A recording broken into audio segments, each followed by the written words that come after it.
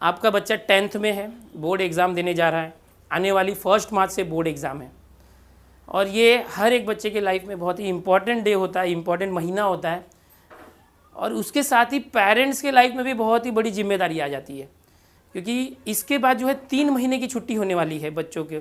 उसके बाद तो वो पूरा खेलेंगे कूदेंगे, लेकिन ये जो महीना है अभी भी कुछ बच्चे जो है बहुत ही सीरियस हो गए पढ़ाई को, लेकिन कुछ अभी भी सीरियस नहीं हुए।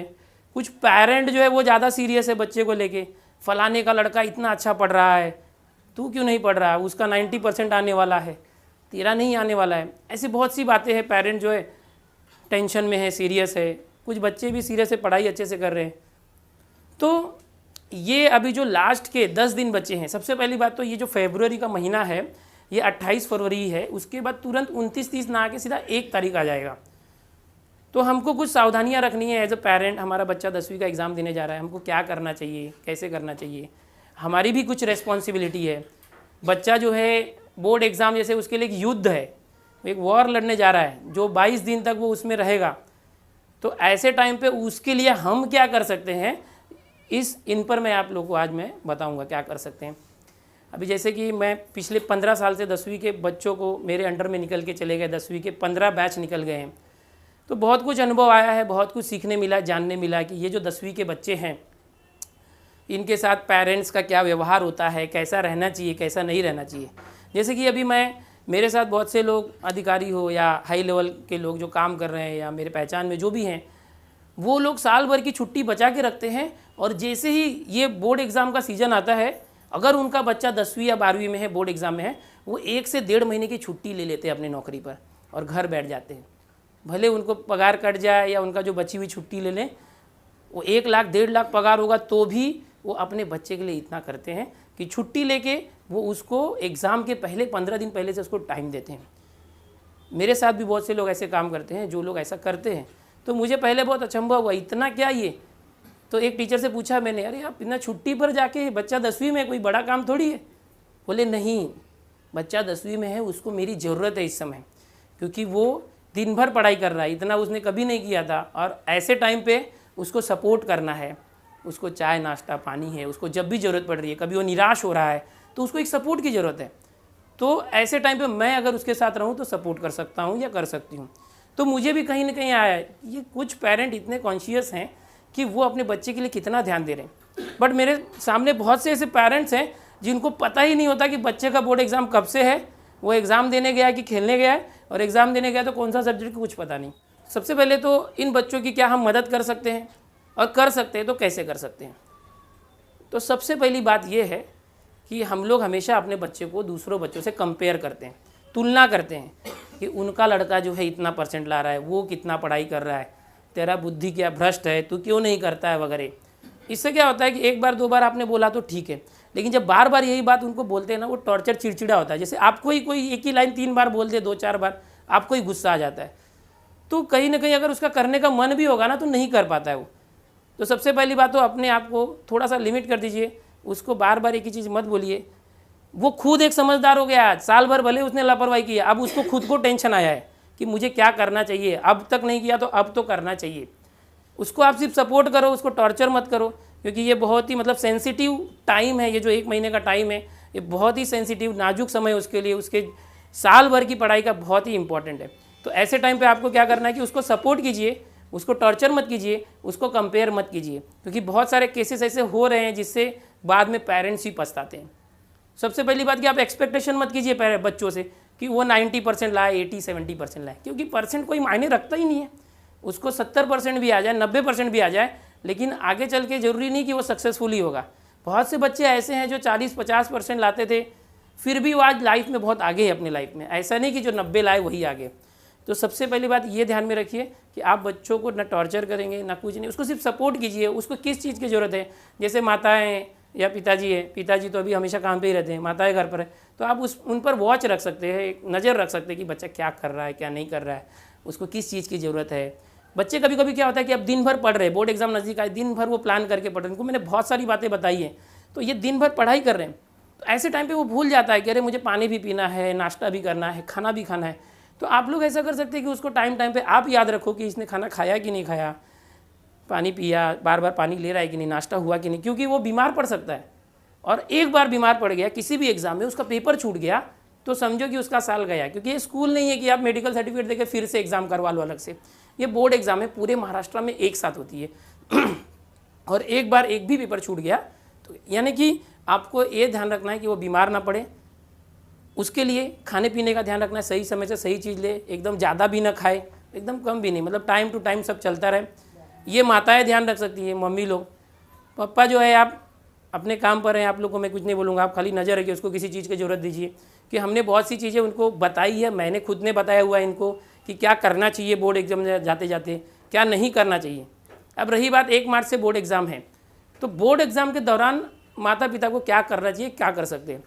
तो बहुत सारे पेरेंट क्या करते हैं कि बच्चों को सेंटर तक छोड़ने जाते हैं, लेने जाते हैं, लेकिन हमारी कंडीशन अलग हो सकता है कि आपके बच्चे का सेंटर बहुत नज़दीक आया हो तो कोई ज़रूरत नहीं है छोड़ने जाने की।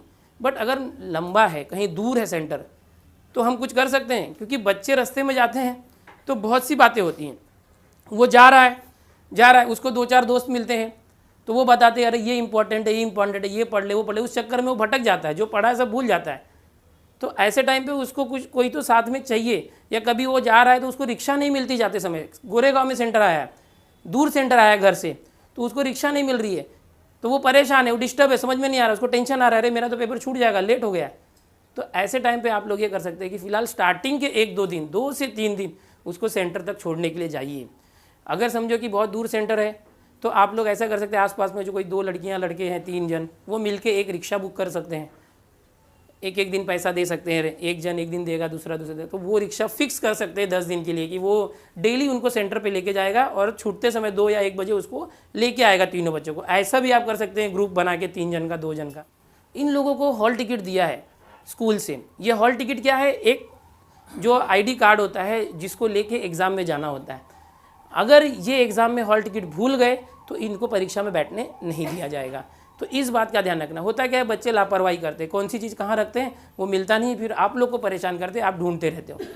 तो ये जो हॉल टिकट है घूमना नहीं चाहिए, डेली बोर्ड एग्जाम में लेके जाना है, तो वो संभाल के रखना है, उसका 2-4 जेरोक्स करके रखना है। एक बार घूम गया तो फिर आपको भागदौड़ करना पड़ेगा। एक तो ऐसे ही टाइम कम है, पढ़ाई करना है, फिर आपको स्कूल में 2-4 बार भागना पड़ेगा, प्रिंसिपल मिले नहीं मिले, फिर वो डुप्लीकेट निकाल के देंगे साइन करके वगैरह, तो वो खाली वगैरह आपका जो दिमाग ख़राब हो जाएगा। इसलिए आप लोग क्या करें, उसको संभाल के रखना हॉल टिकट को। तो ये जो टाइम टेबल है, ये टाइम टेबल 1 मार्च से एग्ज़ाम इनकी शुरू हो रही है, मैं आपको सबको बता दूँ, और 22 मार्च को लास्ट पेपर है। तो कभी कभी बच्चे क्या हो जाते हैं, कन्फ्यूज हो जाते हैं। कन्फ्यूज इसलिए हो जाते हैं कि उनको कन्फ्यूजन हो जाता है कि अरे आज तो मराठी का पेपर है, लेकिन होता क्या है, जब वो जाते हैं तो पता चलता है अरे आज तो इंग्लिश का पेपर था और मराठी पढ़ के आया, तो उनका पेपर ख़राब हो सकता है। कभी कभी बच्चे ना कन्फ्यूज हो जाते हैं कि 3 तारीख को पेपर है, लेकिन पता चलता है ये तो 2 तारीख को ही पेपर था और 2 को वो घर पे बैठे थे, पेपर छूट जाता है। तो ये जो टाइम टेबल है इनको दिया गया है, इन्होंने लिखा है, उसकी 2-3 कॉपी रखें।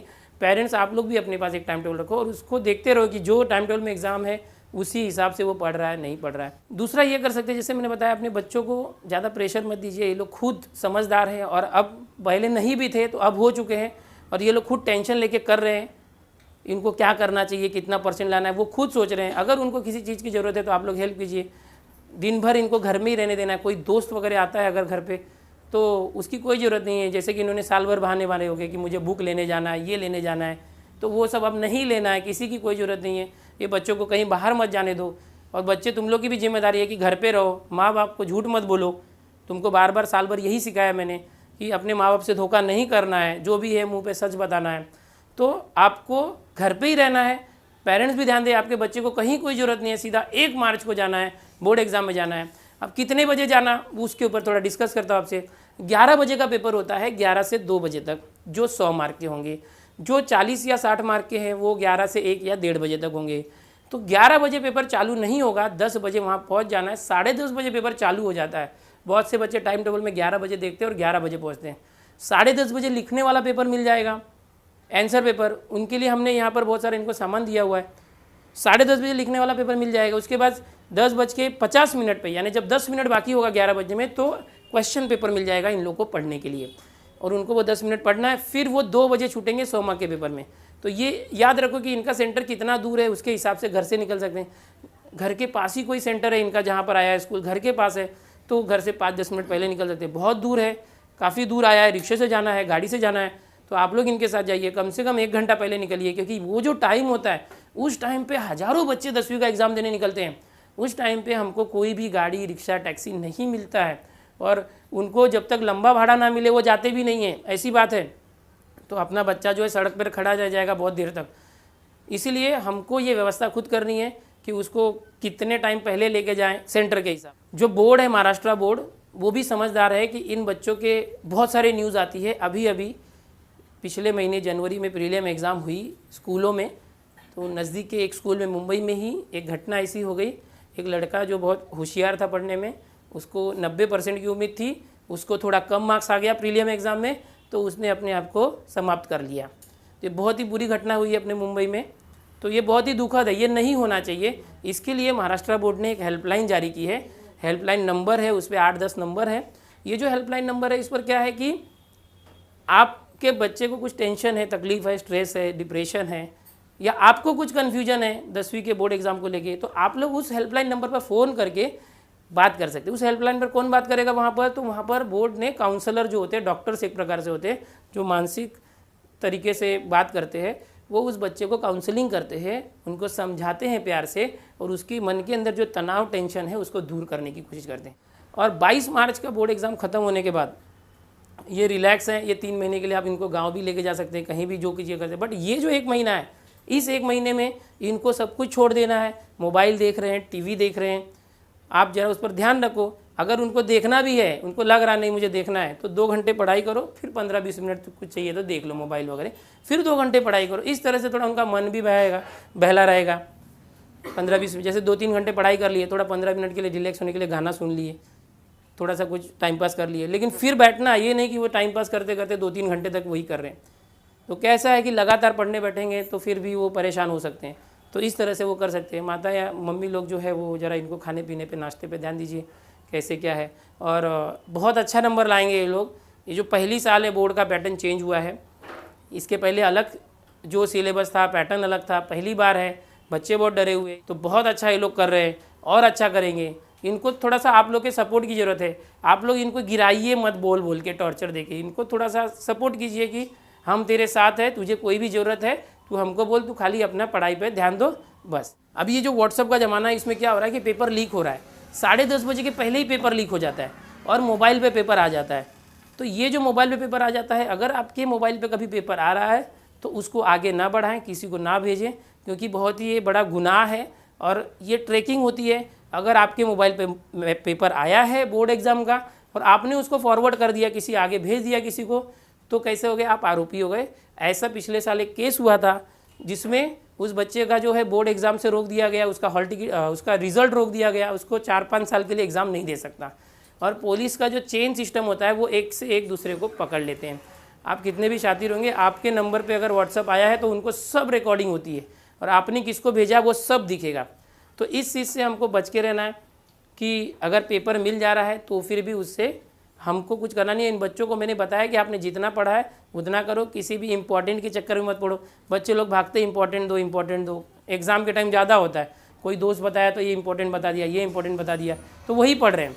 और एग्ज़ाम में कैसा, ऐसा नहीं है, कुछ भी आ सकता है, जो पूरी किताब में से कुछ भी आएगा, नया पेपर पैटर्न है। ऐसा जो बच्चे करते हैं इंपॉर्टेंट वगैरह पढ़ के जाते हैं, फिर पता चलता है जो पढ़ के गए वो आया ही नहीं, तो उल्टा उनका पेपर ख़राब हो जाता है। ये जो पेपर है, ये पेपर बच्चे जब 2 बजे दे देते हैं, जमा हो जाता है, तो पेपर जमा होने के बाद उसी दिन जो भी सेंटर है इनका, वहाँ के कोऑर्डिनेटर मेन सेंटर पर जाके सारा का सारा पेपर जमा कर देते हैं बंडल, और उसी दिन पैकिंग होके पोस्ट के जरिए दूसरे दिन पोस्ट ऑफिस से निकल जाता है। तीसरे दिन जिसके पास पेपर चेक होने जाना है एग्जामिनर के पास, वहाँ पहुँच जाता है। ये बहुत फास्ट प्रोसेस होता है।